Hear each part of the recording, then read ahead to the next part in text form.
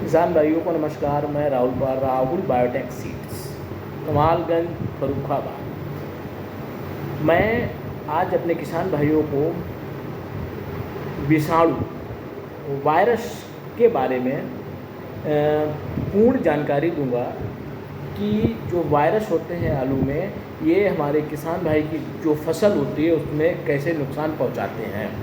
तो इसके लिए आप लोगों को सबसे पहले ये जानना होगा कि आखिर होता क्या है वायरस। वायरस एक राइबोन्यूक्लिक एसिड प्रोटीन के बने होते हैं, जो कि हमारे फसल को, जो स्टेम होती है, जो लीफ होती है, जो आलू होता है, इसको ख़राब करता है, इसको गला देता है। इसमें जो है अलग टाइप के इफ़ेक्ट्स आ जाते हैं, जिससे हमारा उत्पादन कुछ वायरस की वजह से 80% तक कम हो जाता है। तो इसके लिए अब हमें सबसे पहले ये जानना होगा कि आखिर ऐसा वायरस कौन सा है जो हमारी फसल को लगभग 80% तक उत्पादन को कम कर देता है।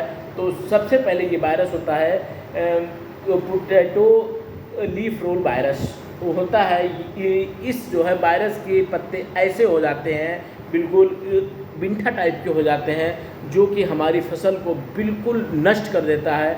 और यदि मेरे किसान भाई के खेत में 1 बीघा में 80 पैकेट निकलना हो और जिसमें ये लीफ रोल वायरस आ जाए, उसमें केवल 10-20 पैकेट ही निकलता है।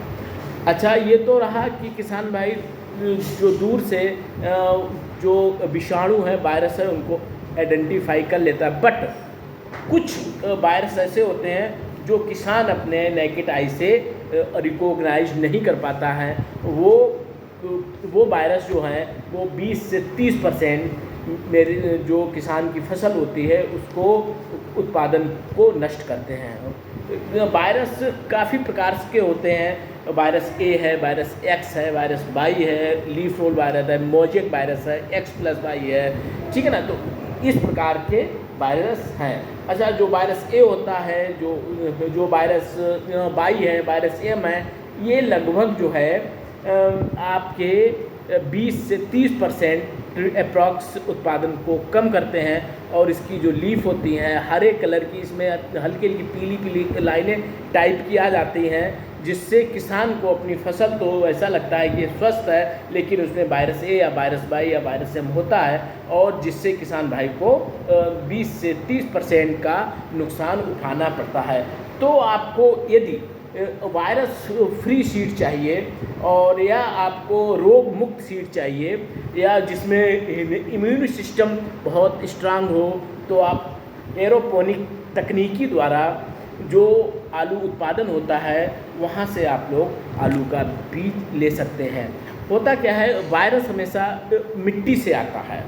जब सीड्स को 2 से 3 बार 4 बार कंटिन्यूसली सीड को लगाया जाता है, तो उसके माध्यम से हो जाता है। और वायरस ये सफ़ेद मक्खी वगैरह और जो वायरस एम है, वायरस जेड है, वायरस वाई है, इससे भी आ सकता है।